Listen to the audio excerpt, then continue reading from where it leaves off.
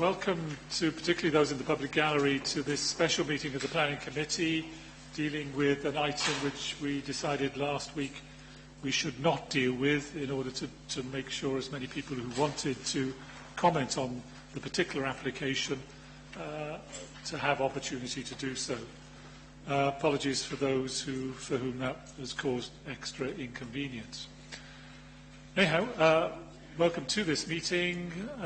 We are not expecting any fire drills, so in the event of the alarm sounding, there are exits either side of the room, and make your way down the corridor, and I'm sure there'll be officers assisting you in that. This meeting is being webcast, i.e. It's on the internet, and at any time you may be seen on camera or you may be heard, and so be careful, be aware of that.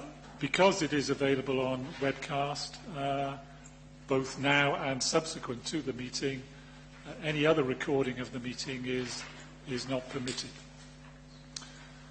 I'm going to introduce the officers. Myself, Brian Morby, I'm Chair of the Planning Committee. On my left is Richard Lewis, who's the Head of Development he's Head of Development Planning, basically. Next to him is Paul Wheeldon, who's Head of Transportation. At the dais is Helen Smith, who's a Senior Planning Officer or Principal Planning Officer, one of the two. She'll be presenting the report. In front are Mark Panniers and Norman Jones, who are both here to give advice on any technical issues that may arise. On my right is Rachel Beale, who's clerk to the committee, and on her right is Tim James, who's the Assistant Chief Legal Officer. The procedure today is that Helen will present the report, dealing with as many issues as it is possible to deal with in a reasonable timescale. Following that, there will be the speakers who have registered to speak. They will be given 5 minutes each and no more in order to say their piece. That will include two of the members of this council who are not on Planning Committee, Councillor David Daniels and Councillor Maria Graham, and they'll be invited into the main part of the chamber in order to say their piece, and again they only have 5 minutes. Following which there will be opportunity for the applicant to respond. Again, that will be a 5-minute limit, and only then will members of the committee have opportunity to make comments and ask questions of the officers, and hopefully that won't take too long, but obviously we want to make sure that all questions that are raised by particularly the external speakers are answered as part of this debate, bearing in mind that the Planning Committee has a remit to deal with planning issues, and there are some issues which may be raised which we can't deal with. They would have to be dealt with by potentially other members of the Council, other committees of the Council. Anyway, that's by way of introduction, so we'll kick off with Helen, if you wouldn't mind presenting your report, please. Thank you, Chair. Before I start my presentation, I just have a quick correction to make on the officer's report. Page 36 has made reference to John Fielding Close. It actually should be referenced John Fielding's Gardens. I've also had 2 late representations received this afternoon. I shall read those out to the committee. The first one is from the head teacher of the new Llantarnam Community Primary School. She says, I was approached by a school neighbour, Mr Chowdhury, yesterday, as he is concerned that the proposed housing estate on Llantarnam School site will only have one narrow access road, the road which leads to our school, Llantarnam Community Primary. We have just moved into the new school building, and already there is congestion on that road at certain times of the day. I respectfully ask that the Planning Committee considers this in regard of children and other pedestrians walking in the area to the school, and also future traffic calming measures which may be required for the safety and well-being of all. The second late representation is from Mr Chowdhury. I shall read that out now. No dwelling should be permitted after demolition of the caretaker's bungalow, because that land will be required for development for the convenience and safety for our own prosperity. In 50 years' time, lots more children will be in school, lots more dwellings will be built around the school, and a minimum of more than 2,000 vehicles would be allowed in and out through one exit. Llantarnam Development Complex is a cul-de-sac, and it would be like Bryn Glass tunnels in the M4 corridor. Kindly think ahead, long and hard, for the convenience and safety. Dwellings are not built to be knocked down after 50 years, for the road extensions costing millions of pounds to the taxpayers. Thank you in advance and in anticipation on behalf of our community. We're also aware that there have been 2 communications to members of the Planning Committee which haven't been sent directly to us, but I understand the majority of those issues are dealt with in the report. So on to the presentation. The application under consideration today is a full planning application for 226 dwellings on the former Llantarnam Comprehensive School. The school closed in 2015 as part of the Council's 21st Century Schools programme. The new primary school has recently been opened, this on land to the west of the application site, and the layout includes the main access point off, the sole access point off Llantarnam Road at this point here, and it shares the access to the school along here. There's a mix of 2 and 3 and 4 bedroom dwellings, comprising of terraced, semi-detached and detached dwellings, and a 3-storey apartment block which is located in this corner of the site. 30% of the housing on the site is affordable, which results in 68 in total. We have a existing public right-of-way going through the site along here from Llantarnam Road. This is to be retained and incorporated into the development along its original line. We have a play area and open space area, a small area of open space in this location. We have negotiated an improved buffer with the existing tree belt and the ditch along this boundary here. And the proposal also involves the reopening of the footpath which links into the footpath on John Fielding's Gardens. If I go through some photos showing, here are some street scenes of the properties. This is the main street scene on Llantarnam Road, and this is the main access point here. And here we have this is the school road, and with the apartment blocks in this location.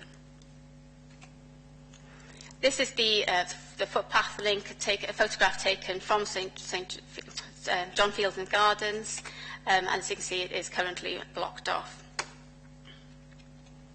Here we have the tree belt along the southwestern boundary of the site. And here we have, sorry, they are a little bit dark in this light. Here we have the properties on John Fielding Gardens, which back onto the current playing fields. And these are the properties on Llantarnam Road, which back onto the playing fields as well. Here we have the previous school buildings. As you're aware from our site visit, the buildings are currently being demolished. Here we have this tree is to be retained and incorporated as part of the public open space and the play area. This is the leisure centre building. And here we have the current situation on Llantarnam Road in terms of the parking and the existing access arrangements to the school.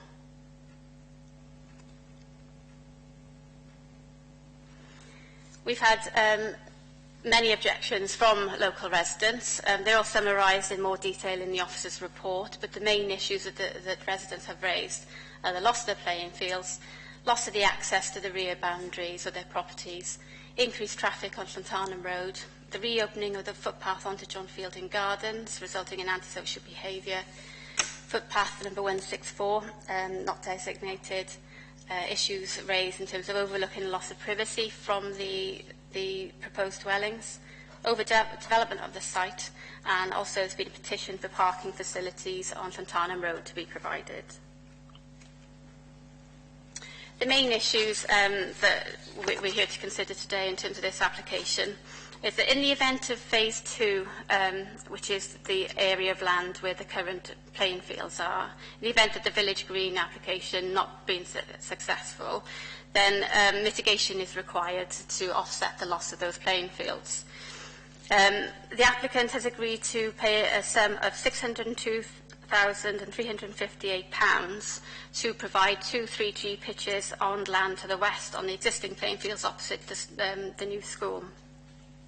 Fields Interest and Sports of Wales, who have a duty to protect playing fields, have stated that they've confirmed that they are satisfied that this alternative provision offsets the loss of the playing fields, and they no longer object to the proposal. This figure would be secured through the Section 106 agreement in the event phase 2 is progressed. In terms of highways, the highways officers confirmed that the access and parking arrangements for the development are satisfactory. We have had a petition from residents on Llantarnam Road for the provision of additional parking on Llantarnam Road for the use of the residents and customers of local businesses. The issue is fully addressed in the report, but it's considered that to provide those facilities as part of this development is not necessary given the existing situation, and it would be unreasonable. And in fact, no on-street parking will be lost as part of this development. Consideration needs to be given to the character and appearance of the area. We consider that the development does not have an adverse impact on the character and the area, given that the nature of the surroundings, located in a predominantly residential area with mixed types of dwellings. Residential amenity. Although we have had some objections in terms of loss of privacy and overlooking, we are satisfied that the standards are met and that the proposal will not result in unacceptable loss of privacy or overbearing impact. We have had one resident of John Fielding Gardens raise an issue in terms of a historical issue in terms of footpath 164, which goes from Llantarnam Road, linking down to John Fielding's Gardens, and the issue of the legality of this not being reinstated on a definitive map. This issue is also addressed in the report. We've also have a Section 106 agreement attached to this proposal. With the exception of the education requirement, which is set out, how that will be secured, is set out in the report. It's fully SPG compliant in relation to affordable housing and recreation payments. Thank you, Chair. Thanks, Helen. I forgot to, at the beginning, to ask for apologies from members. Have we got any apologies, please? We have apologies from Councillors Alan Fearser and Mike Jeremiah. Councillor Seabold? Could I give apologies from Councillor Len Constance, please? Thank you very much. The other thing I forgot was in relation to declarations of interest. Thank you, Chair. 2 declarations I'm aware of, members. Councillor Ashley, in relation to this application, I believe you have a personal non-prejudicial interest as a member of a consultee, namely Cwmbran Community Council. Is that correct, Councillor Ashley? Yes. Okay, that's fine. And I think Councillor Powell, you're in the same position, I believe. Is that correct? That's correct. Okay, thank you, members. If I can just remind you to note those in the register when it comes round. Any other questions from members at all on that? Thank you. Thank you, Chair. Thanks. The next item then is for speakers. Mr. Chowdhury, you were listed as a speaker, but because you said you weren't going to speak and your letter has been read out, you're not now entitled to speak. Fine. You're happy with that, presumably? Oh, fine. He will be speaking later. So the next speaker is Mr. Simon King. If you could come into the chamber, please.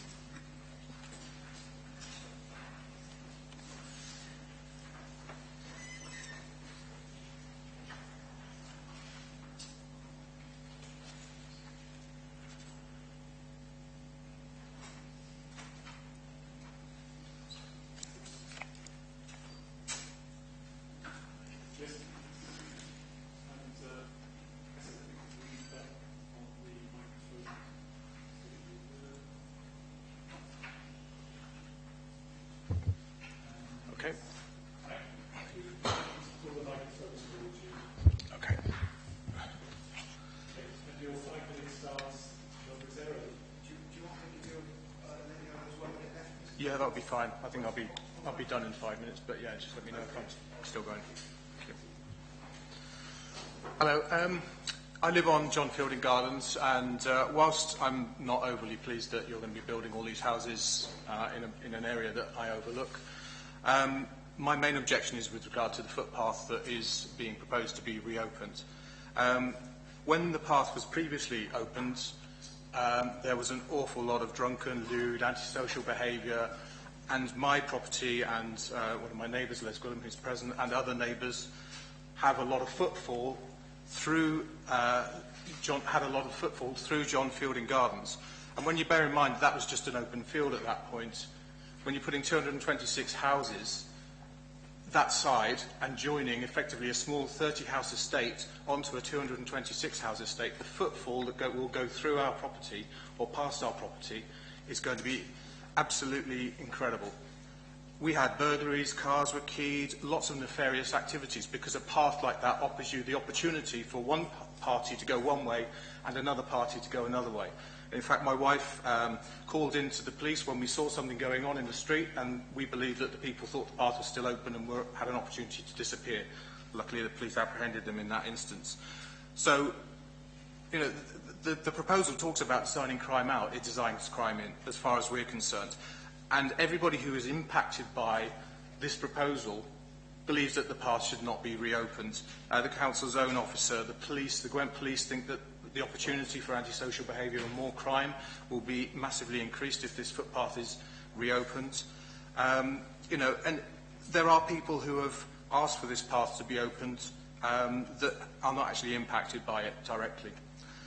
Also, when you look at the human rights from the European Court, Article 8, with respect to private and family life, I believe that my family's private life will be massively impinged if you open that path.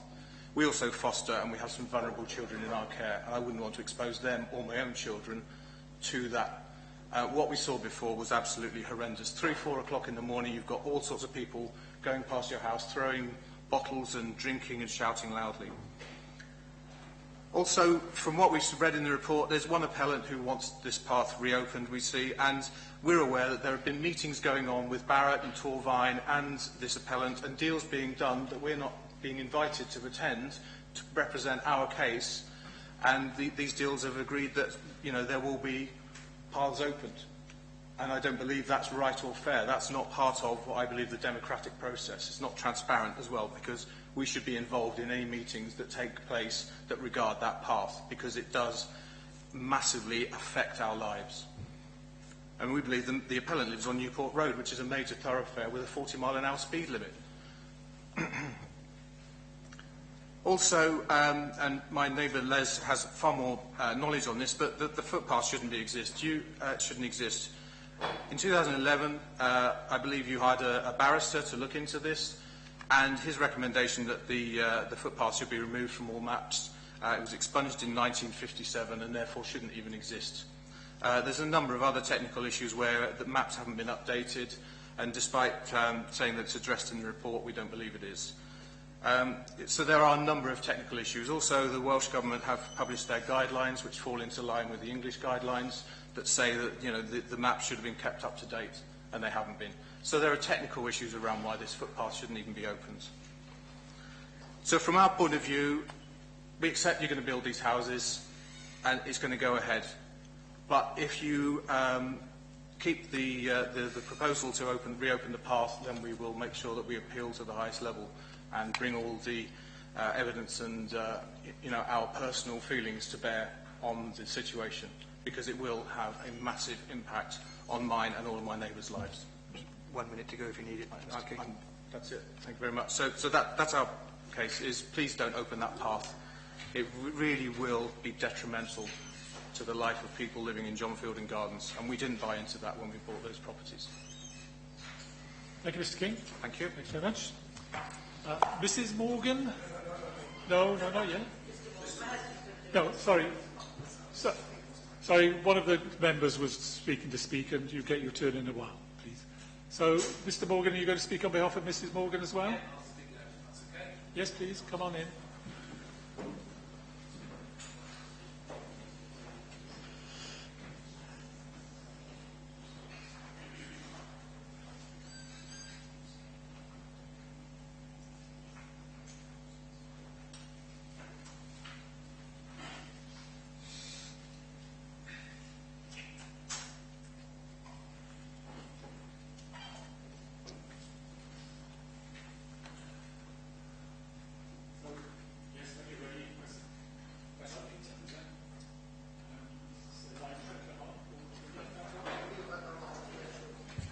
Done it? Yep. Okay. Okay. Hello, good afternoon. My name is Nick Morgan. I've lived in Cwmbran for 60 years and in Lantana Village for 36. The playing field has a village green application which is in place, and that still needs to be resolved. So before you can approve it, I would have thought best get that out of the way first before you do anything with building work. Pathway 164, as Simon has already alluded to, is a major controversy in the area. It needs to be resolved, and as he said, barristers have been involved, legal people have been involved. So again, before any development, any plan application is approved or put through, I would recommend that the decision be put to a side and get that thing sorted first. In terms of adverse effect on residents, Article 8 and 1 of the Human Rights Act says there's a right to respect for privacy and family life.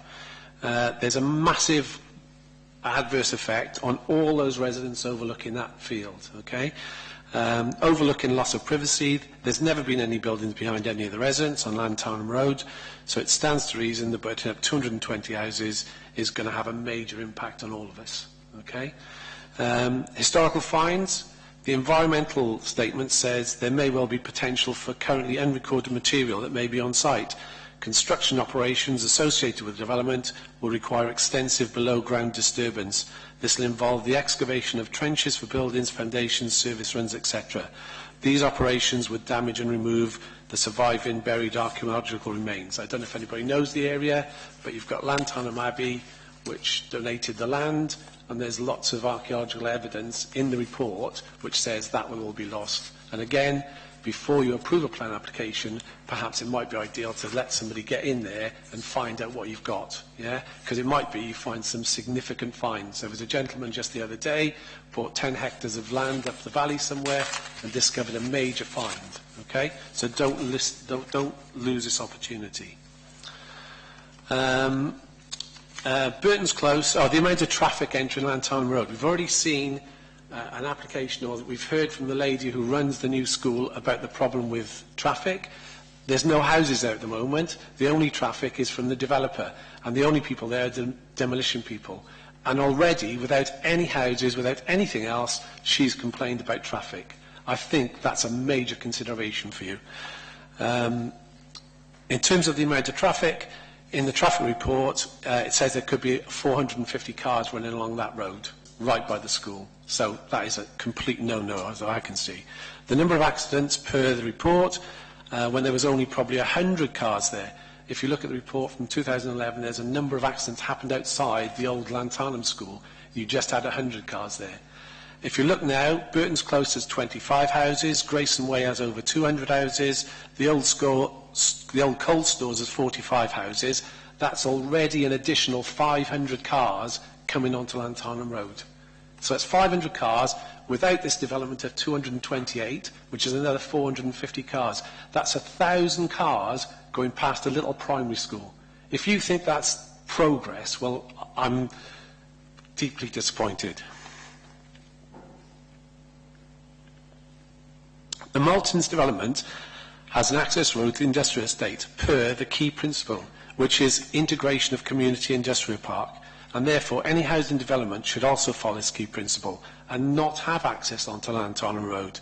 The access for any buildings that take place on the old school building site should go straight into the industrial estate, and that way you've got no mixture with the school and the residential people. Yeah? The residential people go straight to work, no problem with traffic. Yeah? One further minute, Mr Morgan. Okay. The playing field is a major asset for Cwmbran and Llantarnam. It's been used extensively over the years. It's by mini rugby teams, archery clubs and everything else. So it is a major thing. Kids just go out there and kick a ball. Yeah? There's never been a complaint about people in that field. Okay? Some major developments taking place. Sebastopol, 1,200 houses. Maltins, 450. The Old Police College, 500. This is going to lead to 2,000 plus cars. There's also land which is going to be developed up at the Grange, which is a new £350 million hospital, plus the associated housing development. The old County Hall site is going to be developed, Saunders Valve site. All these should be developed and integrated into Cwmbran before you even consider bulldozing a playing field. It's a playing field, it's an asset. The amount of development in Cwmbran is obviously going to restrict natural drainage. There's a problem with that field at the moment. I've walked it today. It's soaking. And what you're going to have to do is make sure the drainage takes part, but then you've got the drainage from all the other developments taking part, and you could have major flooding down in that industrial park. Yeah? So let them build... Now, Mr Morgan, I'm afraid. Okay. I'd just like... Can I say one more thing? Putting people first. That was on the board out there. Putting people first. So let's put that into action. Thank you very much. Thank you. Next is Councillor Daniels, who's... Oh, he is there. I lost you for a moment.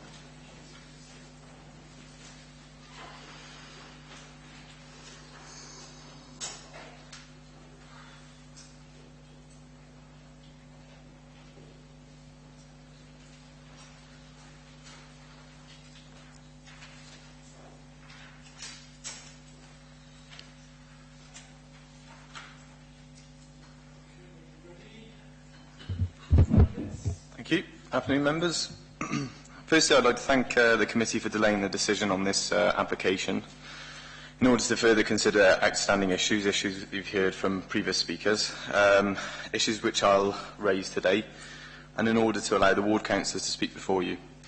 I'm making this representation on behalf of Llantarnam residents who have sent me concerns and objections regarding this application. Many of these are issues addressed by officers in the report. However, there are a few I do not feel have been sufficiently answered. As you will hopefully be aware from the responses in consultation with nearby residents, the stretch of Llantarnam Road adjacent to the secondary school site faces parking issues which residents must contend with on a daily basis. Parking issues which we've already heard have been raised by the Llantarnam primary school teacher, which should hold some gravitas really, because this school's not been open very long, and to pick up on that sort of issue that quickly is quite extraordinary, really. Parking issues which are likely to be exacerbated by the new primary school site and made more dangerous by additional traffic generated by this proposal you are considering today. This is an issue which residents have had to contend with for many years, and despite alterations to Llantarnam Road, continues to blight residents. Given this proposal potentially brings an additional 500 extra cars onto Llantarnam Road, the first question this poses for me is how recently highways have conducted a traffic impact assessment. On page 35 of the report, officers make reference to a substantial length of road within the site immediately adjacent to Llantarnam Road that has no frontage access and would be available for existing residents of Llantarnam Road and users of the takeaway to park if necessary, thereby effectively increasing parking available to those existing residents over and above what exists currently. Given that this road was not designed for two-way traffic, will it safely accommodate for parking as well as providing access to the site? Are there likely to be any changes to this road to upgrade its suitability?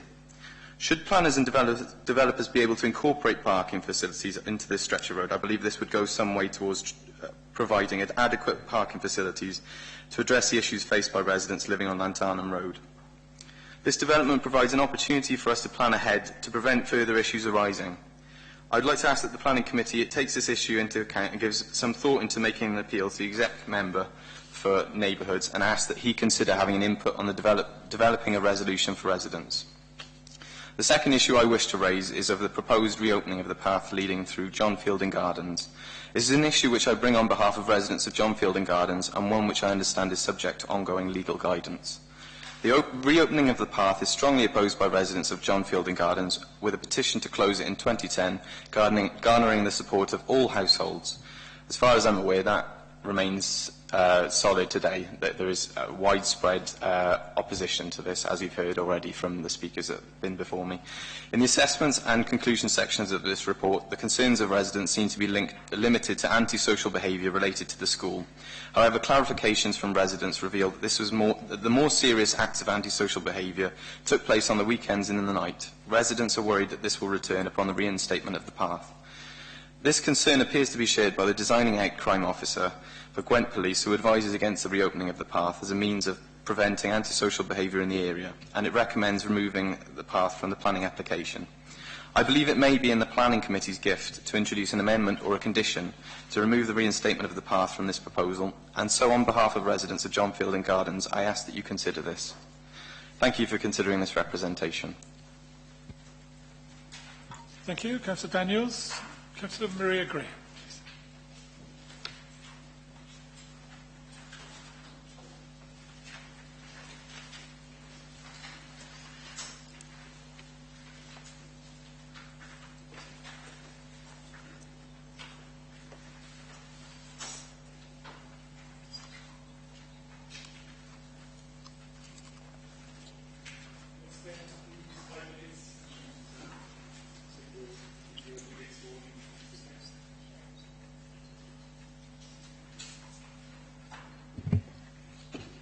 Good afternoon, Chair and members.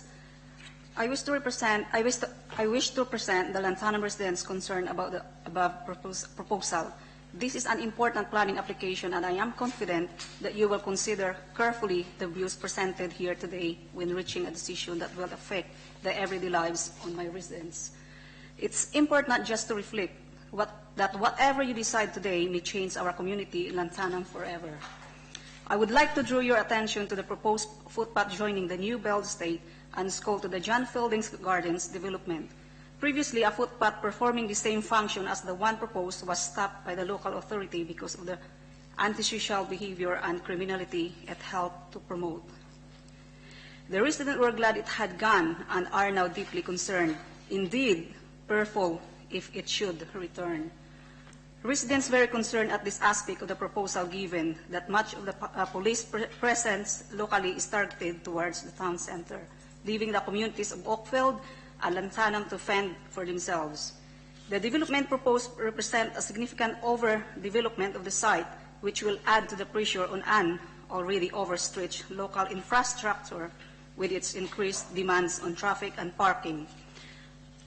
I am also very concerned at the loss of yet more recreational land and open space locally.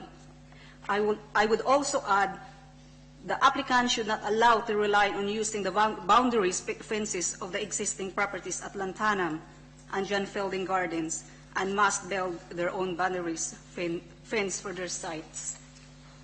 I therefore ask the committee to remove the path from any decision to accept this planning proposal. The other issues I want to bring to your attention is parking, particularly the need for more parking space on Lanthanum Road around the entrance to the former Lanthanum High School site. Residents concerned at the road safety implication of aspects of the development, such as the single house at the access point on Lanthanum Road. I would appreciate the planning officer's comment on this. Both residents and traders have made valid representation to me about the need of extra parking space, and through the process of this planning application, should you wish, look at introducing planning conditions to ensure that comes about.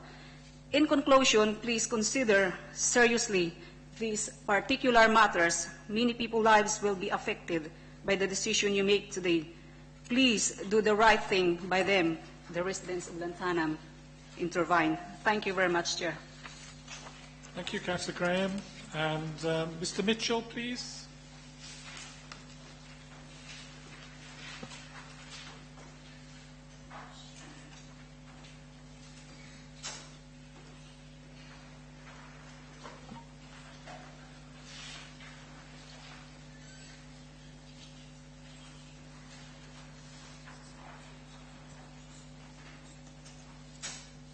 Thank you, Mr. Mitchell. You represent, of course, the applicant.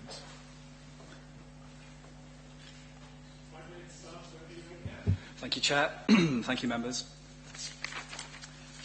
It is proposed to develop 226 dwellings, open space, landscaping and infrastructure at the former school site. As you're aware, the school has closed. As part of the Council's 21st Century Schools programme, alternative provision has been made for former pupils within schools in the area. As detailed in the committee report, the loss of the school has been accepted. It is a council commitment and it is policy compliant. The site is brownfield land. Its efficient reuse is advocated in national and local planning policy guidance. From the outset, the applicant has worked collaboratively with the council to deliver a redevelopment which represents an important housing windfall opportunity for the council. It will contribute significantly to reducing the council's housing supply shortfall. This stands at 3.6 years supply, not the required minimum 5 years supply. The site's delivery includes 68 much-needed affordable units and on-site equipped play space. Your officers have confirmed that they are happy with the location and the mix of affordable housing and play space provided. With respect to the surrounding area, the development conforms to the residential character. Care has been taken to ensure no undue impact on adjoining properties and the new primary school. The nearest bus stops to the site are located on Llantarnam Road, around 35 metres from the site. Bus services operate at 20-minute frequencies Monday to Saturday. Services include Pontypool and Cardiff, and there are other evening services between Newport and Cwmbran. At the north of the site, the applicant has agreed to footway widening to integrate the site to the existing network. The public right-of-way, which runs through the centre of the site, will be maintained. The footpath to the south of the site is proposed to be reopened in the interest of wider permeability and connectivity to the site's surroundings. This is supported by your officers. Residential properties will provide greater natural surveillance at this location, as opposed to a school, which is closed for much of the evening. To mitigate the loss of playing fields, the applicant has worked in close consultation with officers and agrees to pay the requested commuted sum towards compensatory provision. This will help fund pitches on playing fields to the west of the new primary school. Your recreation officer has confirmed this would significantly improve recreation facilities in the general area, and it constitutes satisfactory compensatory provision. The applicant has worked closely with highways officers to address their comments. This has resulted in a reduction in the number of dwellings. Highways improvements include the introduction of a turning head at the north of the site for school visitors. Importantly, your highways officers are satisfied with the findings of the transport assessment in support of the application and the level of parking provided. Crucially, the development will be self-contained and will not cause or exacerbate parking issues which are off-site. All roads, footpaths, drainage and associated infrastructure will be maintained to an adoptable standard, and the applicant agrees for this to be secured by Section 106 legal agreement. To conclude, the application completes the process started by the 21st Century Schools programme and significantly reduces the shortfall of available housing land in the borough. The applicant has worked closely with council officers to ensure the proposed development is of a high standard, makes the very best use of the site and delivers a development which accords fully with local planning policy. We therefore respectfully invite members to permit the proposals. Thanks for your time. Thank you very much. Okay, just wait for you to get back to your seat. Yeah, that's fine. Thanks. Members, before I invite you to make comments and ask questions, it seems to me that the speakers have made a number of points about particular issues, including, I'm not saying this is a full list, but the footpath in John Fielding Gardens, the issue of the village green, the size of the access road to the school, and I'd be grateful if the appropriate officers could deal with those issues. Starting off with you, perhaps, Helen. Yes, thank you, Chair. I just wanted to address a couple of points raised by Mr King and Mr Morgan, and then if I refer the technical issues of the public rights-of-way and highways to my colleagues. In terms of the Village Green application, this is a process which happens outside of the planning process, and it doesn't impinge on the determination of this planning application. It's a separate legal issue which is being dealt separately. In terms of the provision of the footpath link, from a purely planning point of view, we support and encourage good permeability of new developments to integrate them into the surrounding community and to improve sustainability. And in this instance, the reopening of this link will enable good links to other bus stops on Newport Road, plus community facilities, which will then encourage sustainable forms of transport. This is actually the very reason why the existing footpath link in John Fielding's Gardens was incorporated into that actual development at that time. In terms of Mr Morgan raised issues of contamination. There has been a full contamination report submitted with the application, and we have been in consultation with our environmental health officers. They're satisfied with the conclusions of that report, with the exception of further investigations are needed under the areas where the buildings of the schools are, because obviously they couldn't investigate while the buildings were in place. So we have a condition to require that to take place at the appropriate time. In terms of archaeology, Glamorgan Gwent Archaeological Trust subscribe to our weekly lists of planning applications, and any applications that they're interested in, they ask to have a look at, and they haven't commented on this application. So if I refer to either Paul or... Yes, thank you. Paul, please. Thank you, Chair. If I could refer to each speaker in turn, I can then pick up the points from a highway standpoint that were raised by each speaker. Mr Simon King referred to footway linkages from the site. Purely from a highway standpoint, good linkages for footpaths are a good thing, so I could only say from my service area that good footway links are a good thing. Mr and Mrs Morgan picked up about traffic on Llantarnam School and referred to the head teacher. As members would be aware, this is a new school. There should be a settling down period with any new school. The access to the school is a good quality, good standard access with a good width actually, and that was referred to earlier as well. The width of that road is 6 metres wide, which is a little bit wider than a conventional access road.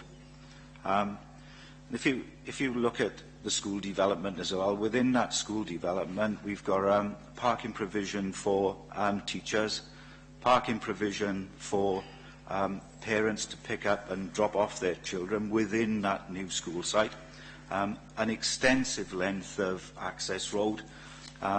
So my view is that yes, you do get congestion around schools at pick up and set down time. What can you do about it? This is blessed with provision. There is plenty of space within that site to function as a school would function. So I've not really got any concern with the school and the layout of the school and the congestion around it. Mr and Mrs Morgan again referred to the capacity of the Llantarnam Road. It's well within its capacity, and the transport assessment that was produced as a consequence of this application reiterated that it is well within its capacity and can more than adequately cope with the traffic that's generated by this proposal. Again, Mr and Mrs Morgan picked up on the accident record on Llantarnam Road. There is an accident record, as there is with many other roads throughout the borough, but this again does not give me cause for concern. They referred to, within the context of the report, I'm not sure if it was Mr and Mrs Morgan, but they referred to an accident record up at the existing Grayson Way site, but that has no bearing or any relationship to this site. Mr and Mrs Morgan again referred to that this road, the access road from this development, should access on to the industrial estate road. My view is that I can only look at a proposal that's put forward and put in front of me, and I've got no concern whatsoever with the access road into this development from Llantarnam Road. And again, Mr and Mrs Morgan referred to the wider development of the Cwmbran area, and all I would say to that is we look at each application in turn. We try and look for mitigation measures where we can, but primarily we can only look at this application that is set before us. If I move on to Councillor Daniels referred to parking issues within this particular area. What I can say is that when I actually looked at Lantern Road as a consequence of this development and other developments that I've looked at, the majority of parking provision on Lantern Road as a whole is off-street. It is within frontages of properties.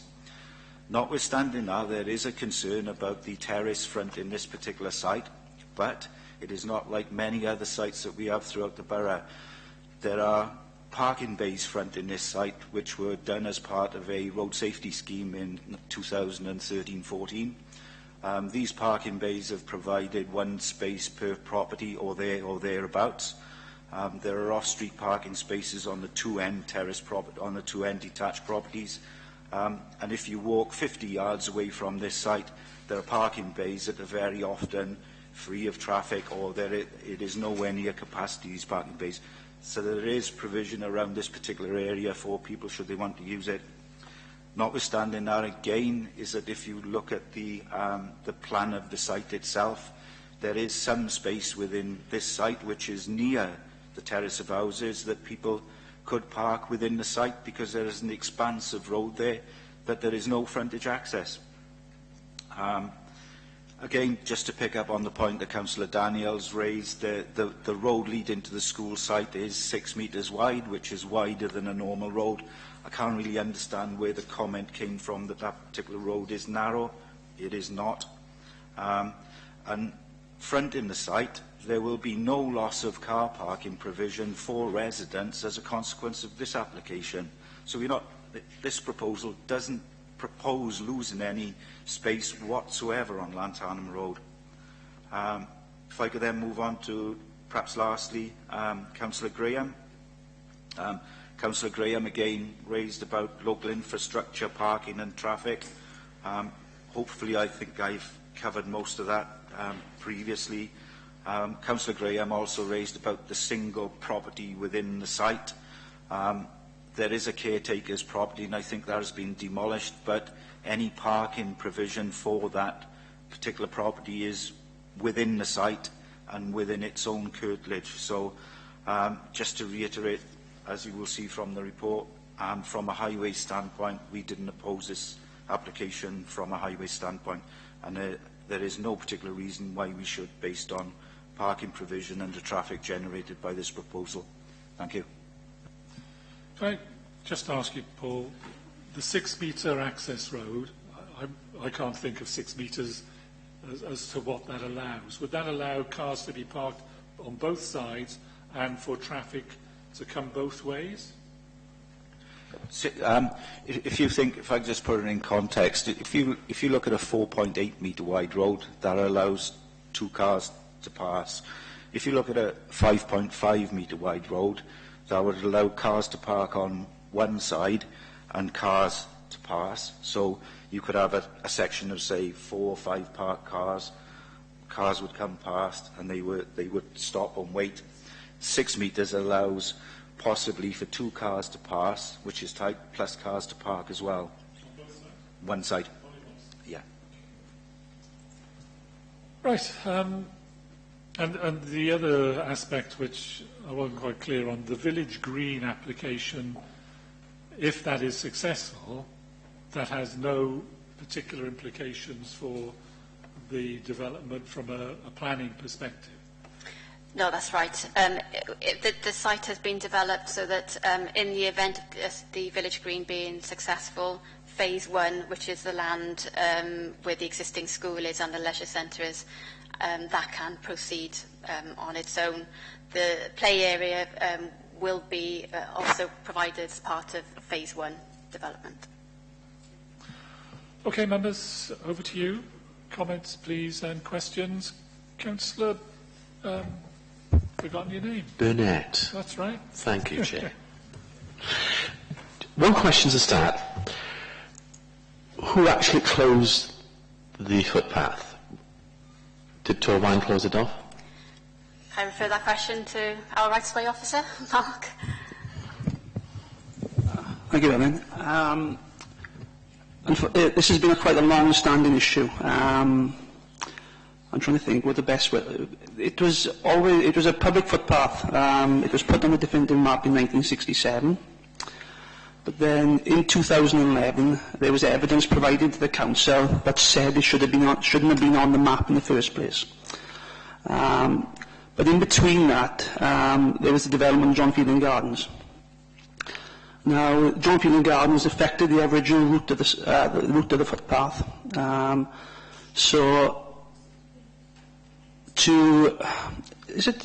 I get the map up? Yeah. I think if you don't mind, I'll talk around the map. Yeah. I think it's a bit easier if we talk around the map than. This is an application we received in 2012 and shows the historical line of the original footpath 164. In 2002, there was an application to build John Fielding Gardens.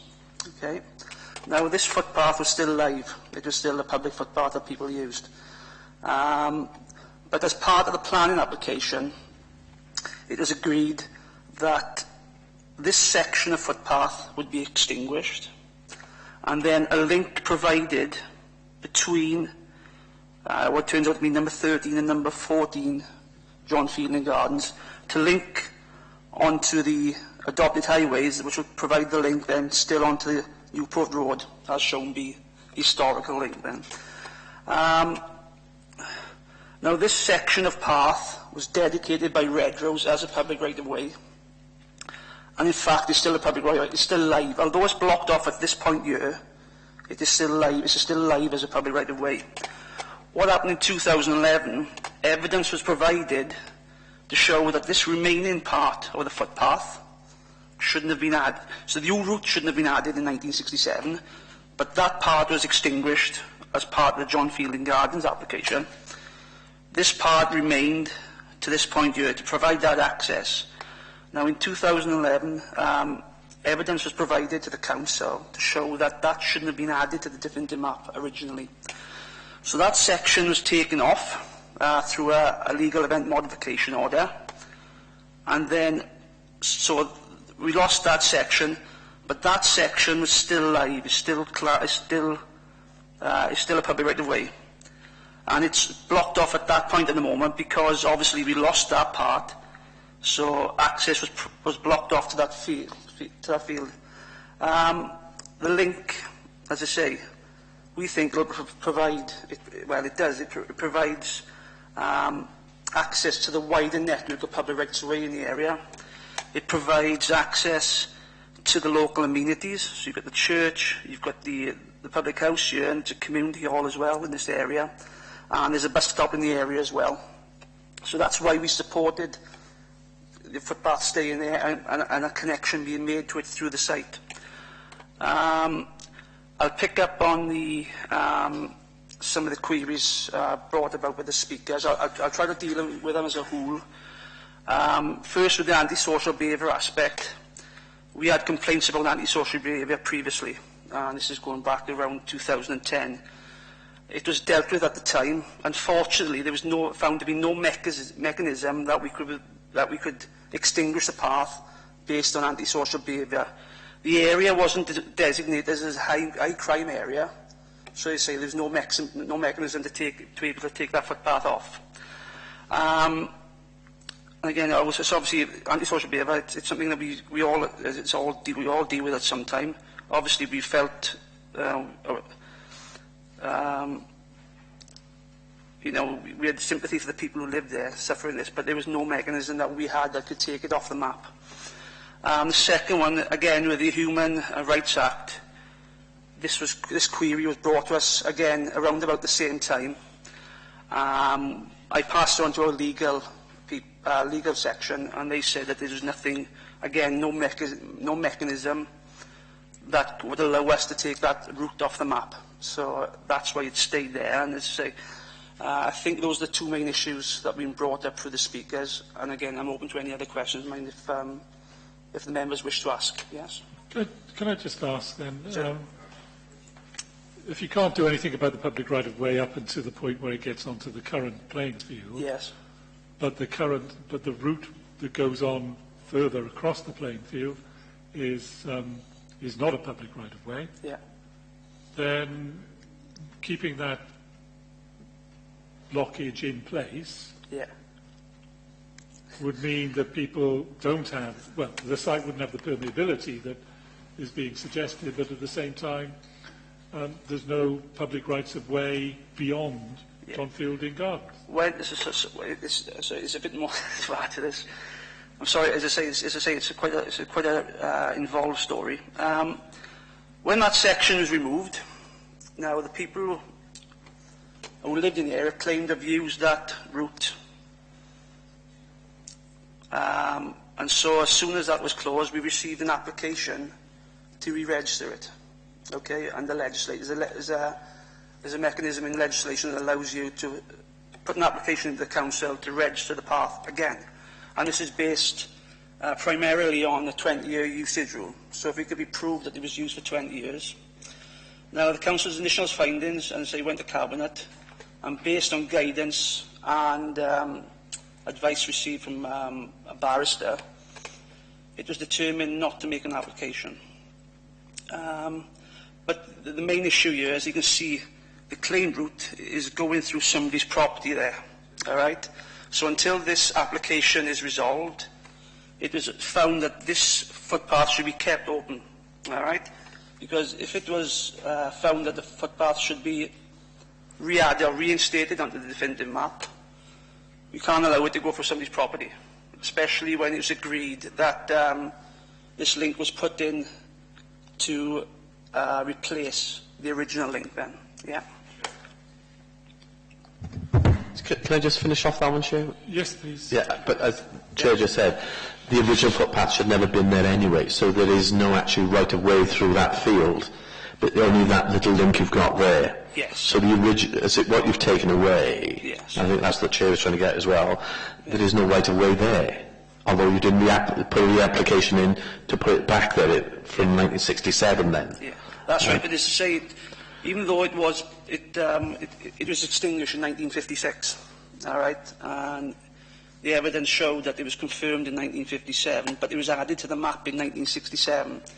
So people continued to use that route from 1967 until it was actually closed up, or people claimed to have used it, and now we've investigated it, so it's... so why did you actually close it off? Sorry? Why did you actually close it, although there was no evidence of antisocial behaviour? We had to close it off because there was no legal public right-of-way through that land there. All right? Even though it's education land, there was no public right-of-way through it. So why reopen it then if there's no public right-of-way anyway? If you've already closed it off, why reopen it? Why reopen it? Because there's still this application that needs to be dealt with. And also the developers have, they're going to provide a route through the site to link up to that site there, through the site. Yeah. Councillor Ashley? Yeah, I remember this one. I declared an interest in the Community Council. Of course, this has come up there quite a lot. Yeah. The other path that comes up on that cross on the left-hand side, that is the other one that was contentious as well, wasn't it? Which one's this, sorry? Put your arrow there, that path comes in there. Right. How will the developer, because the issue is, from what I can see, the whole issue about this path and it going through there, I mean, obviously, to have a path that's any use, it has to do something. And the issue is, you said about permit, I can't say the word, but paths going somewhere and doing something. Yes. For this site. Now, this has been an issue for a hell of a long time. And that path there and that path there have to link up something to do anything. And the contention is this path isn't doing something at present. This path here? Yeah. No, that path there is doing, but this path through, you've extinguished that. Yes. And it's a common problem in Cwmbran in lots of places. Right. I mean, where is that going to link up and what's it going to do is the question I wanted to ask. This path here, this path, yes. So the proposals are to have an access into the site there, and then it'll follow either through the alleyway that has been placed here, or follows the adopt the footways adopted for the site until it gets to this point here. Yes, and that takes you then onto Llantarnam Road. Yeah, so you can see the layout of the site. People can follow either, as I say, through the alleyway there, or through the estate road layout through the site, which there's going to be a connection through to there. Is that okay? Yes, along the path. Basically, if say we had an amendment saying that the developer couldn't reopen this path, where would we be legally? What sort of situation are we in? Well, as I say, that footpath, as I say, if the developers want to provide a route through that site, that's up to them, yes. But that route there is still a public right-of-way, so it's legally a public right-of-way for the public to use, okay?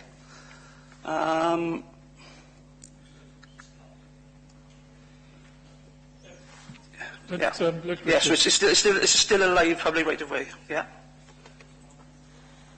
Yeah, just wanted to be clear on the issue from the planning point of view. If you look at page 36 of the agenda, and 2 paragraphs up, I think that, and I need to make this quite clear, there's obviously a lot of history with the footpath. From the planning point of view, in this application, we've sought legal advice on that as to whether or not we can still progress and make a decision on this application. The legal advice is yes, we can. But the issue of the legality on the footpath and all that Mark is saying will be dealt with under separate legislation. So the issue of closing up, allowing it through, will be dealt with under separate legislation. From our point of view, whenever we look at new residential layouts, we will always look to see if we can link up with existing footpaths in the area for permeability. So we'd naturally do that with footpaths. We've done that here.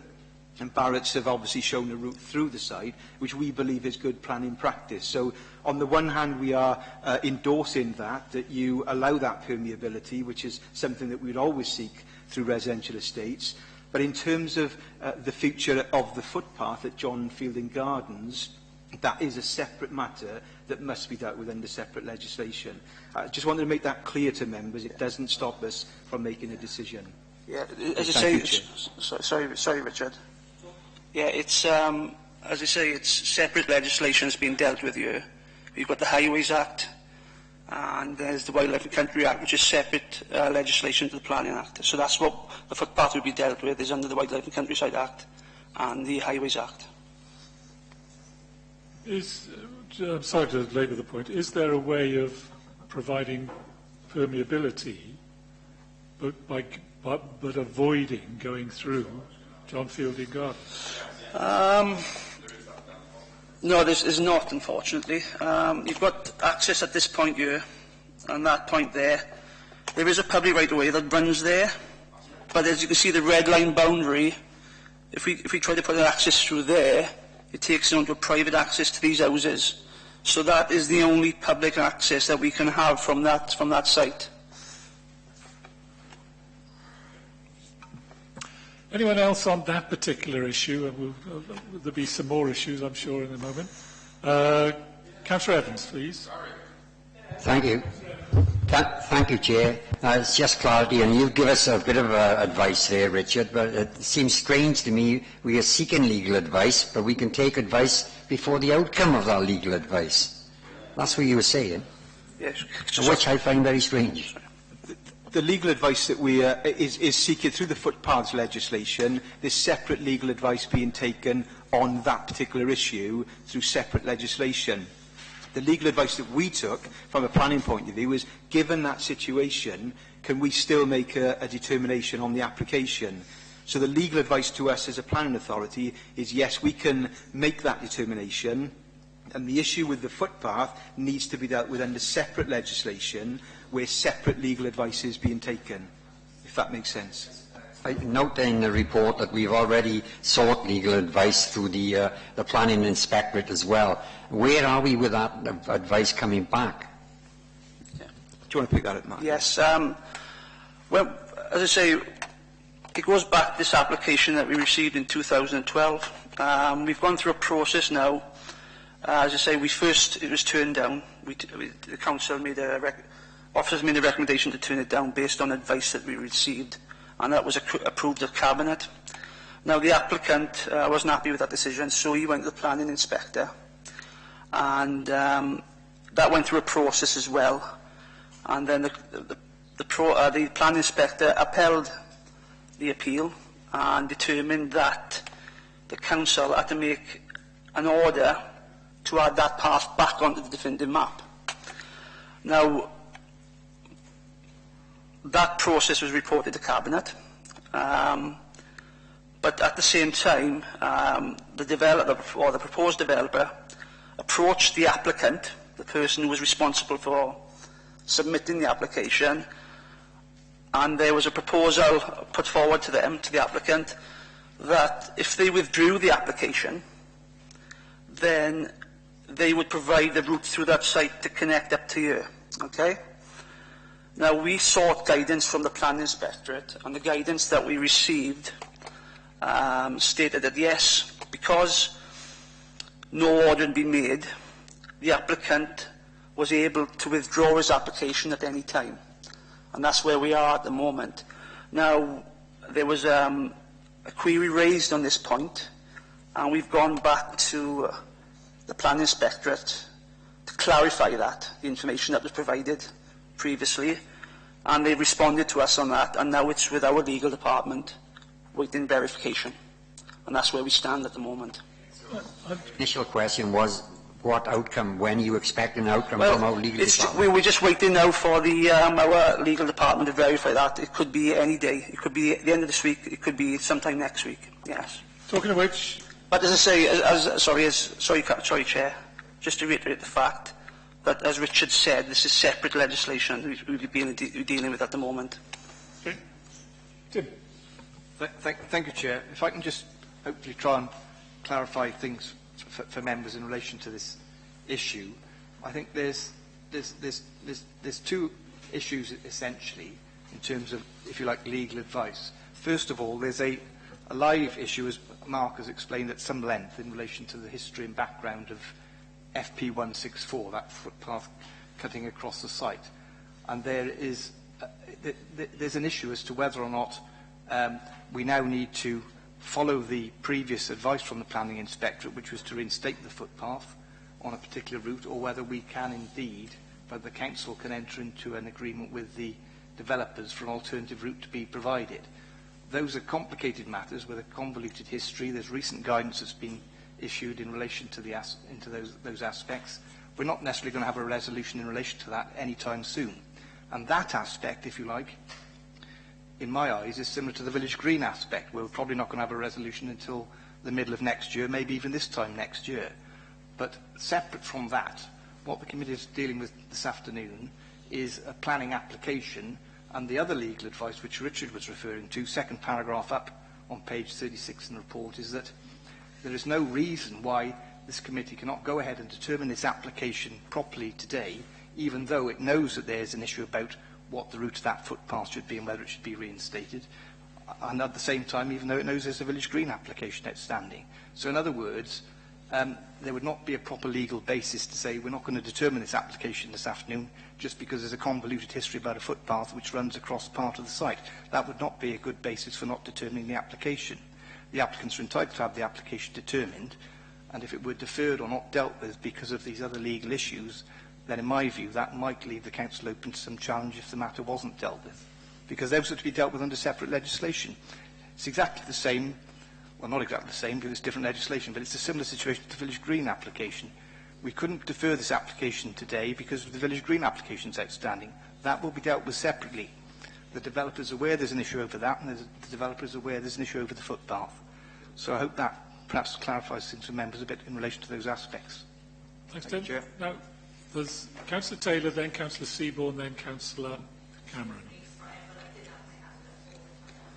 Well, no, sorry, I've had Councillor Taylor had his hand up several minutes ago. Right. Look, this is very, very complicated. This is, as we have just heard. But is this fresh evidence that has been brought before this committee now today, or was this raised at the previous planning, because, you know, the gentleman has said there this footpath was shut because of antisocial behaviour going on there.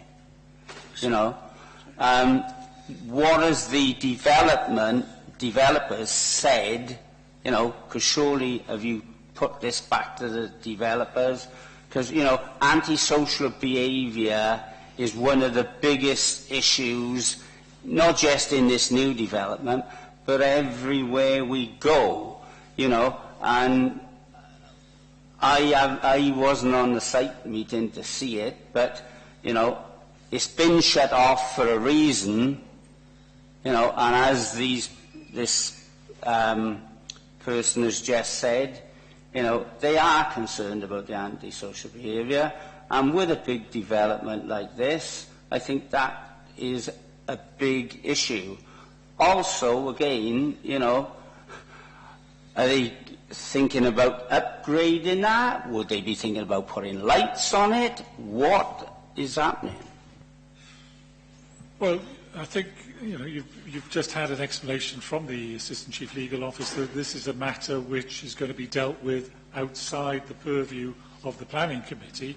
I still think that there are issues which could be subject of a recommendation from this Planning Committee, but we can't make a decision in relation to this issue because it's not within our purview, similarly to the Village Green. But we'll perhaps come back to that later. Councillor Seaborn. Thank you, Chair. I've got the greatest respect for the members of the public that are here today and the way that they have conducted themselves. But surely we are getting bogged down over something that's not really on the agenda. We've had advice from the Chief Planning Officer. We've had advice from the legal solicitor. Can we please move on to the issue of the 226 houses? This is the second time now that we have sat, you know, actually to determine this application. You know, we turned it down on the first time. You know, can we move progress and move on, please? Okay, Councillor Cameron. Thank you, Chair. Well, very similar to what Phil has just said. We are really looking at things that are not our business, if you like, because someone could come in here and put a planning application on a piece of ground that he didn't own. We'd still have to determine the application, but the legal matter that he wouldn't be able to do it would be his problem. So, you know, I think we really should, as Phil said, move on and determine the application. Well, yeah, and I'm sure we will do that, but we're also in the business of listening to people who have concerns, and we need to try and respond to those, even though we're not in the position to determine some of those issues which have been raised.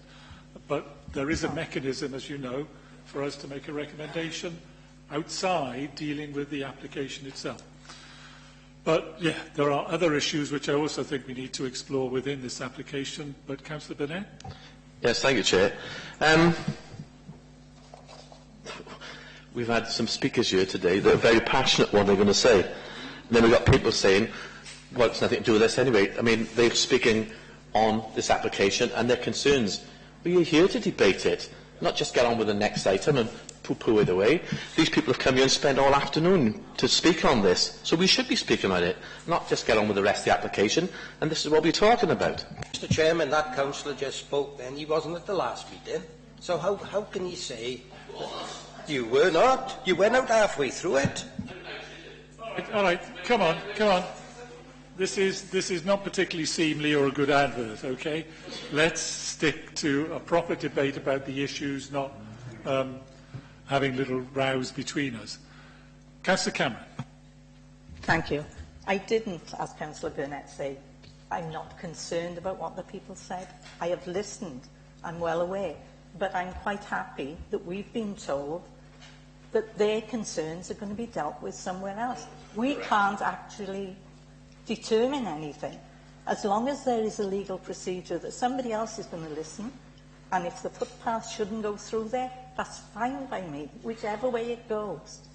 But you know, really we should be here just looking at the planning application. Councillor Powell.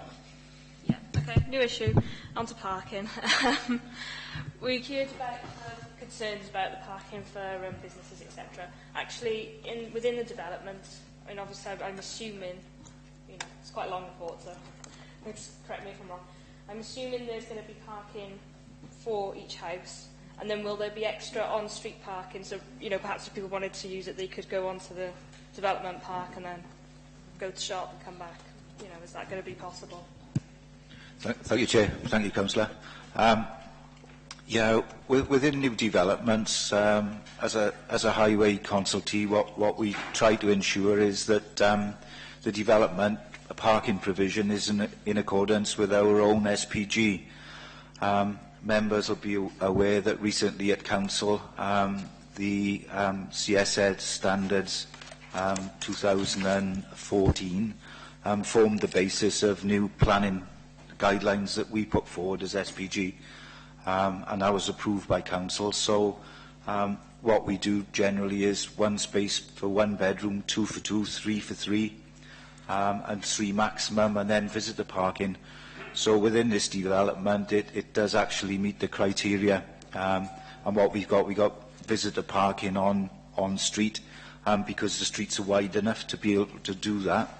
And then all the other car parking for residents is actually off-street within the curtilage of their own development. So yeah. And as I said before, there is a long length of road at the start of the site that can accommodate other residents, whatever. Thank you. Thank you. Sorry, Councillor Evans. Well, we've discussed the footpath, and that's kept us busy for quite a while, but there are other aspects of this application that doesn't sit comfortably with me.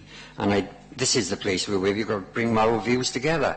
And that is the increased traffic implications on the primary school. I mean, I feel that the better route possibly would be through the industrial estate. And I feel uncomfortable with the amount of traffic that's going to be generated using this route past the primary school. So I don't feel I can support it on that basis alone, although I have concerns about the rights of way as well. Okay. Anyone else? Councillor Davis. Yes, Chair. I think a concern that I have had a little bit. I think with the biggest problem that I see with this development, and it's been, the thing is that we'd like to see more housing within our area. We do need it. And but the thing is that we can't just plonk 200 units in a certain place, and that's still that sense that I've got, is that it doesn't, I don't feel that it feels as though it's part of the wider community, that it seems almost to be its own place, stuck away in this little enclave. And I think, and sadly, I think where my concern has been, it was that listening to the gentleman from Barrett's, from the applicants, was that he spoke about that he had spoken a long time with the officers of the council on various planning matters, and I'm sure he got good advice there. But at no time did he actually say, and I have spoken to the local people as well. That is my concern. Whether this is a good development or not, I'm still havering a little bit about it, and I shall be honest with that. Like I said, I hope that there can be some form of bringing the communities together. I would love to see the path open between John Fielding Gardens and the new development of its own accord from the wishes of the local residents of John Fielding Gardens.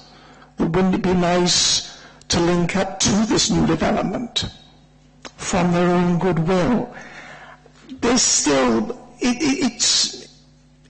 I would like to be in favour of the development. I think that from a planning point of view is that, yes, they have crossed all the T's, dotted all the I's from the strict planning point of view.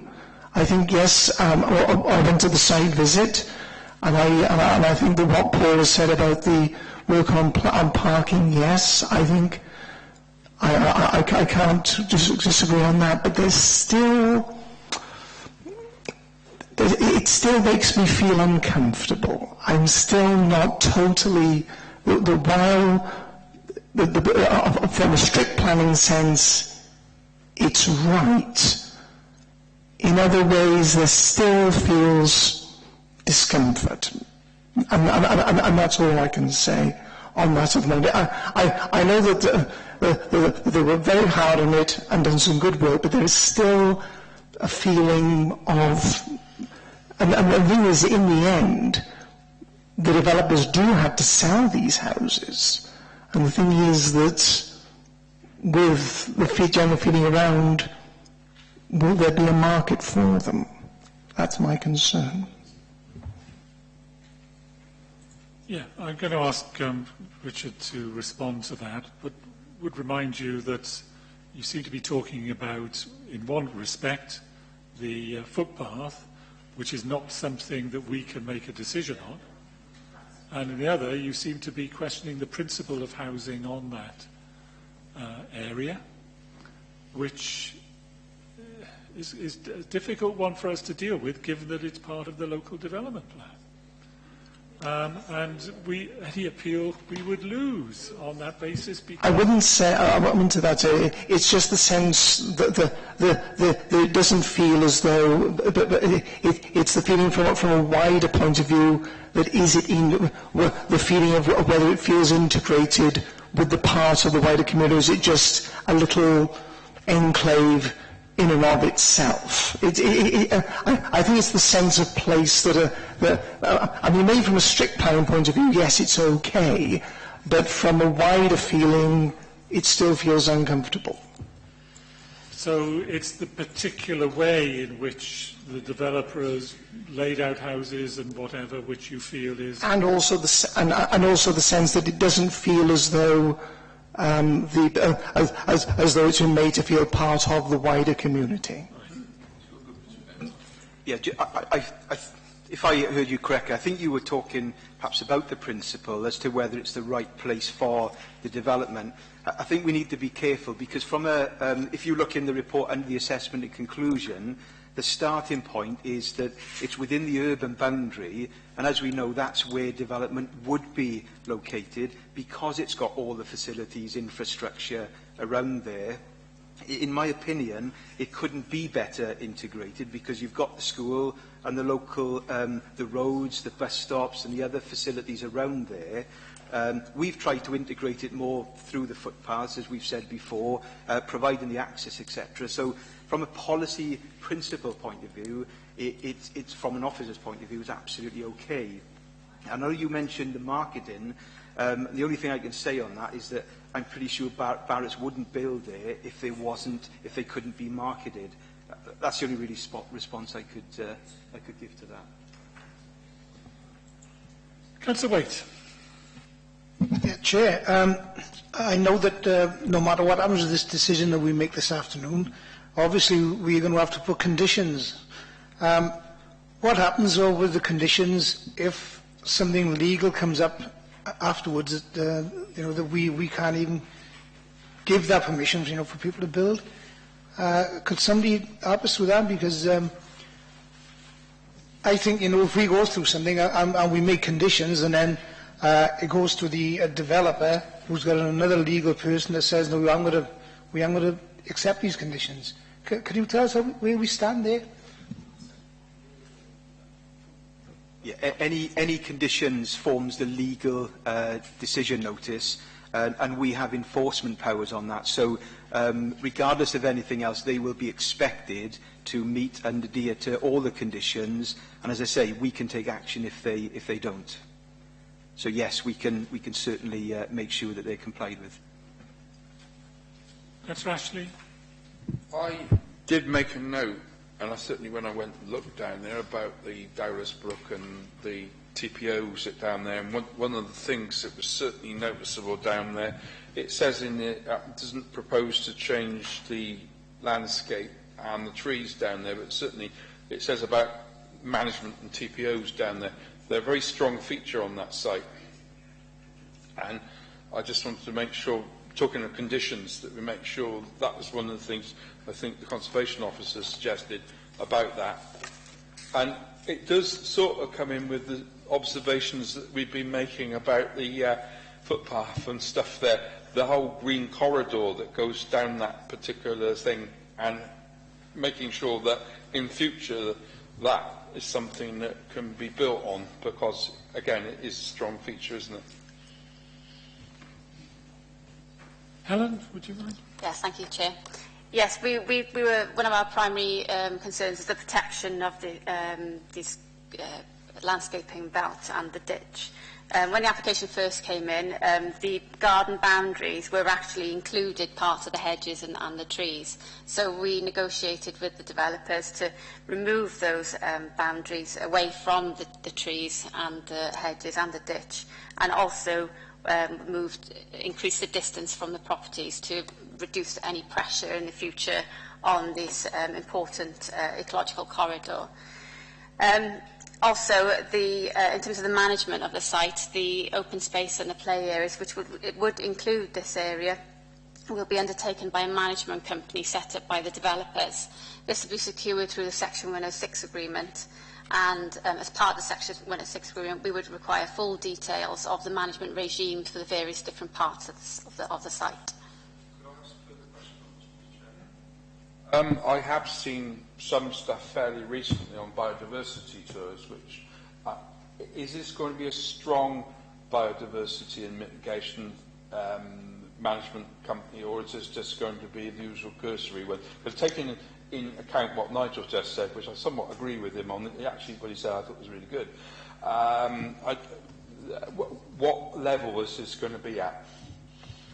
We haven't got full details of the management company or the management plan yet. That will be secured through the 106, but we would have approval of those details.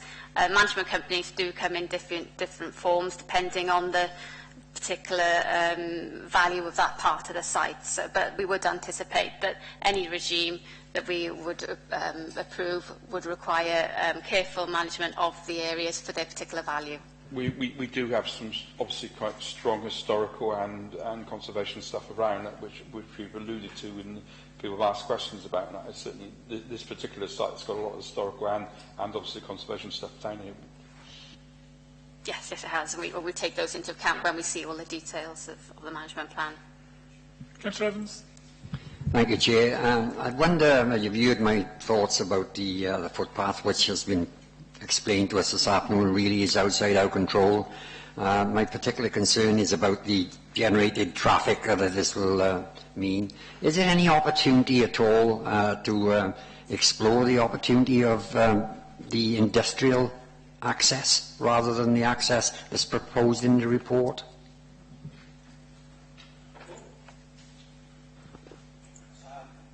Sorry, Councillor. There's always opportunity to consider access points to a development. This is the application that is before us. What I said before was that the access to this particular proposal, it served a 1,000-place or 800-place school previously.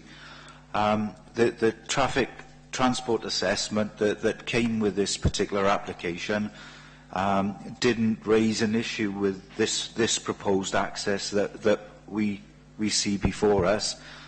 I haven't got any issue with the access that's before us, both not on traffic generation grounds, nor on pedestrian safety grounds, nor on any significant highway issues.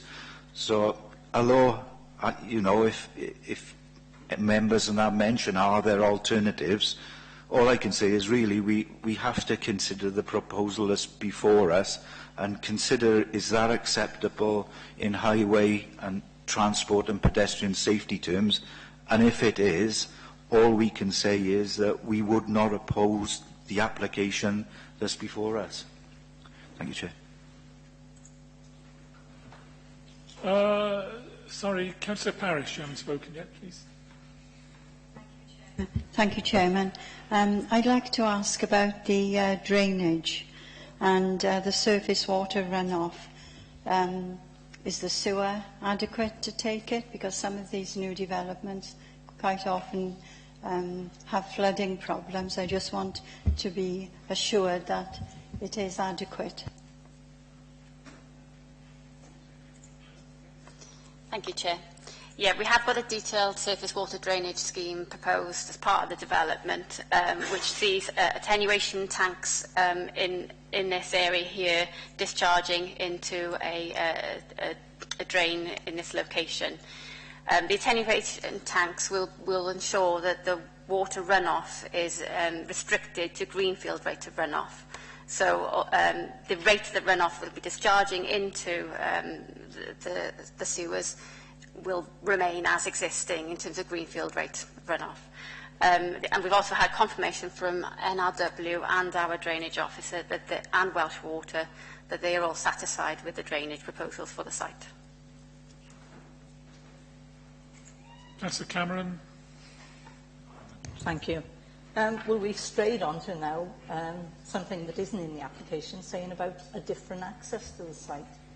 Now, you're talking about the industrial site, and if you were to go there and look at it, and I'm sure this can be confirmed, the parking on that site is terrible. It's absolutely full up most of the day, and then come the time when people are leaving for work or coming from work, the actual congestion on the industrial estate is quite bad. And the road itself now, Newport Road, is not as bad as it was years ago, because we've got the various roads that go around now. It used to be the main trunk road, down through Pontypool to Newport. It isn't now. It's a much quieter road than it was. And you've got the chicanes and different things that are on there, and I feel it's a much safer road than it ever was. Lantana Road, I think, did you?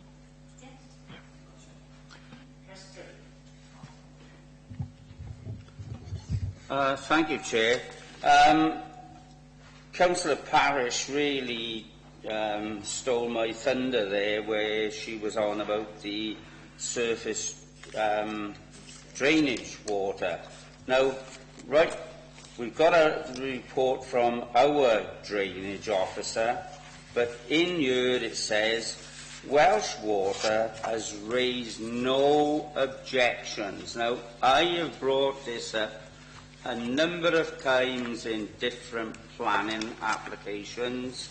You know, Welsh Water does never want to make a comment to councils, but for a site of this size, you know, when you are building new houses, building new roads, you know, I would have liked to seen a comment off Welsh Water, because they don't ever want to put new massive sewers in for big places like this. So could I have a comment about that? Yes, thank you, Chair. Yeah, Welsh Water have commented on the application. We've consulted them several times through the process. If you have on page 15, 16 and 17 are their comments. They've done 3 in total, and I'd just like to draw your attention on page 17, which is their final response, just confirming that they're satisfied with the detailed drainage layouts of the proposal. Okay. Anyone else? Can I just mention that nobody's commented on the point made by Councillor Graham in respect of the boundaries, the fencing. And she asked the question whether or not the fences of the existing houses would be, in effect, the fences of the houses to be built. And I just wondered whether we had an answer on that. Yeah, as you can see on this layout here, the boundaries along the Llantarnam Road, there is actually going to be a footpath to enable access to the rear of those properties. So those existing property boundaries will be retained, with new boundaries along the new properties. In terms of John Fielding Gardens, it does show a new fence along the proposed development site, but obviously it's on land within the application site, which doesn't include land owned by the residents of John Fielding Gardens. Fine. Anyone else? Anybody ready to move something? Whilst you're rushing to do that, can I invite you to consider whether or not you wish to make a recommendation in respect of the footpath issue to the executive of this council, that it try to resolve that in a manner which is more satisfactory to the residents of John Fielding Gardens. That's been moved, I think. Second that, Chair. Now, that would form part of an amendment to whatever other decision we make, or an addition. So, Councillor Seaborn, I know you've got your hand up. Were you going to comment on that particular issue or something else? No, Mr. Chairman, I was just going to move the application. And on page 41, is it? The recommendation, upon completion of an agreement under section 106 of the Town and Country Planning Act, concerning the matters referred to in the above report, the head of development management to be authorised to grant permission subject to the following conditions, or any amendments, additions or deletions of these conditions may deem necessary. So I think that your one about the footpath can come into that, Chair. Well, sorry, Councillor Ashley, what? Your bit about footpaths, does that actually come up in a separate one? Because I keep hearing that this is a separate matter. Can we treat that as a separate matter? What's the advice? So the question, Chair, is the suggestion which Councillor Burnett put forward following my prompt, shall we say, to make an amendment to the effect that whatever decision we made in respect of the development, that we also recommend to the executive of the council that consideration be given to the views of the residents of John Fielding Gardens in respect of the footpath issue. Well, I think you could make that recommendation, Chair, but I think it's got to be separate, or, it's separate from the determination of the application. It wouldn't be a condition that was a condition of the permission. That would be my understanding. If Richard's of the same view as that. But, okay, we'll take them in sequence then, because technically, although prompted, as I say, by myself, Councillor Burnett made that recommendation, moved that motion. Is that seconded? That? Did second that, Chair. Yeah, good, thank you. Are you ready to vote on that? And the just to clarify, this is on the additional the motion to comments, that we recommend that the executive of the council take into account the views of the residents of John Fielding Gardens in respect of the footpath issue expressed by a number of the speakers. Yep. All those in favour, please show. All those, that's unanimous. Thank you. Right. In respect of the motion put forward by Councillor Seaborn that we approve the recommendation subject to the conditions outlined in the report, is that seconded, please? It's seconded.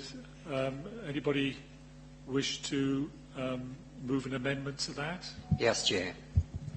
I wish to move an amendment on the grounds that are already stated earlier.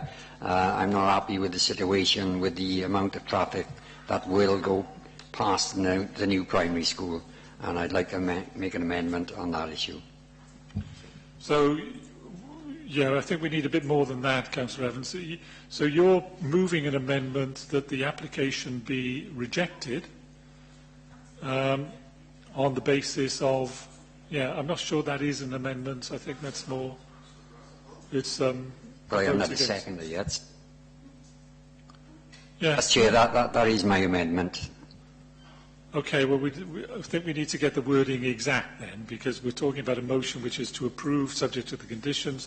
You're moving an amendment to the effect that the application be not approved until such time as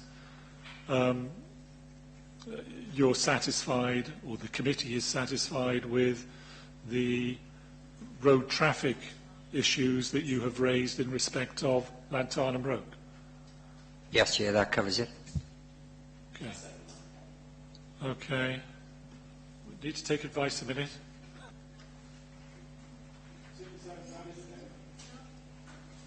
Well, I'm not. Is the amendment to still approve the application? No, it's right. It's not to respect the officer's decision. It's to I'm voting against it. I'm putting an amendment in that's against what I suspected, Chair. I mean, I think in reality, Councillor Evans is not wanting to approve with amendments. He's saying he wants to reject the application. So, in effect, it's in a sense it's not an amendment because it's either a vote for or a vote against. And if he's voting against it, he can vote against it. Yeah. He's just explaining, and he's explaining why he wants to vote against it, as I understand it.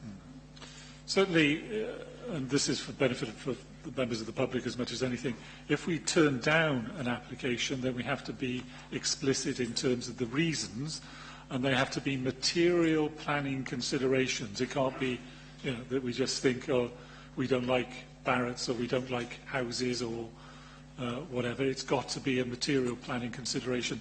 Traffic is an issue which is probably a material planning consideration, so long as you can put that forward with evidence. And I'm not decrying what Councillor Evans has done, but given that we've got a motion to approve the recommendation, I have to take that first.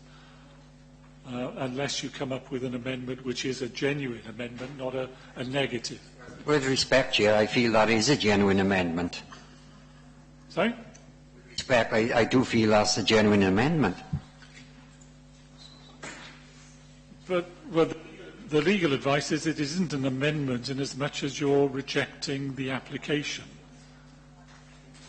I think the issue is this, members. If what a member wants to do is amend a motion to approve by amending the approval wording, if you like, fine. That's an amendment of the motion to approve, which has already been put forward and seconded, as I understand it. But if in fact what the member wants to do is simply say, I'm not prepared to support this application, my reason is because of parking or whatever it is, or traffic, then that isn't an amendment to a motion to approve. It's basically a wish to refuse the application, and therefore it isn't an amendment of that application to approve. And the way you exercise your right then is to vote against the application to approve, and the application would then be rejected, and we'd then go on to the next stage, which is looking right. We now need to understand what the basis of that rejection is, and we'd probably then have to come back at a subsequent date to formulate the full reasons for the refusal at that point. Can I suggest, Chair, that we take the motion first, and there may not be no need for an amendment? Yeah, well, I'm going to have to take the advice that we can't accept that amendment at this stage. So, yeah, we would therefore take a vote. I want to give Richard the opportunity to say something. Sorry, I just wanted to be clear, and I know that you've looked at the report, but a full traffic impact assessment was done on the application, and we scrutinised that very, very carefully, and the highways engineer is recommending that report is okay. It does explain the situation, it's done in the right way, and obviously the highways office is not raising any concerns about that. So I would ask members to consider that as they take their vote. That's all. Thank you, Chair. I just reply to that, Chair, please, if you allow me. Yes, I hear what you're saying, Richard, and I hear what Paul is saying, but this other alternative has come up as well, which I think could be explored.